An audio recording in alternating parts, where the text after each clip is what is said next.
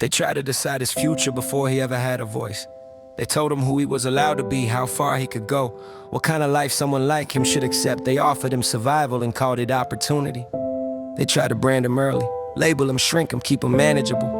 But what they never touched was what the creator placed inside him. The betrayal didn't come from strangers. It came from people close enough to know his weaknesses, from systems built to look fair while quietly draining the hopeful from promises made in public and broken in private. They took what they could reach: time, trust, resources, momentum. They rewrote the story to make themselves look clean and left them carrying the blame. Everything began to disappear at once. Support, security, stability. It felt intentional, calculated, but even stripped down to almost nothing. The spirit refused to fold. They buried him in disappointment, thinking pressure would finish the job. What they didn't realize is that roots grow deepest where there's no applause. Every loss left a scar, every scar lit something awake. They watched closely, expecting collapse, not knowing God was already moving pieces far beyond what they could see. They laughed at his patience, mistook silence for weakness, confused kindness with defeat. But he wasn't quiet because he was afraid, he was listening. Generational patterns tried to claim him, cycles of lack, inherited fear. Trauma passed off as normal, he saw the traps clearly and dismantled them slowly. Without spectacle, they called it luck. When he survived, he knew it was mercy.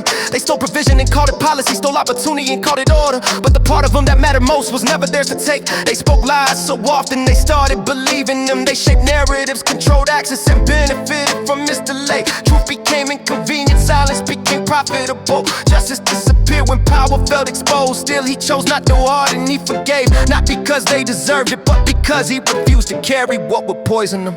Forgiveness didn't erase accountability, it just released him from becoming what hurt him. Pressure increased, law stacked on laws. There were nights he questioned everything except the one thing keeping him standing. Faith wasn't loud, it was stubborn. Every tear became resolve, every setback sharpened vision. They tried to freeze his progress, block his sight, slow his growth, but every season, even the painful ones, was forging clarity. He realized something they never did: not everything stolen is gone forever. Some things are delayed so they can return, multiply.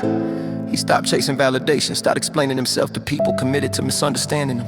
He learned how to love without surrendering boundaries, how to forgive without staying exposed. What they meant as confinement became the place with strength for him. And slowly the shift came, not loud, not flashy. Provision returned, not just enough, but more than before. Opportunities aligned without manipulation. Peace replaced survival. What was taken unjustly was restored intentionally. He didn't rise by stepping on anyone, he rose because he stayed standing. What was meant for his ruin became his proof. He wasn't destroyed by pressure, he was forged by it. The same fire meant to consume him, refine him. Enemies were released, chains broken.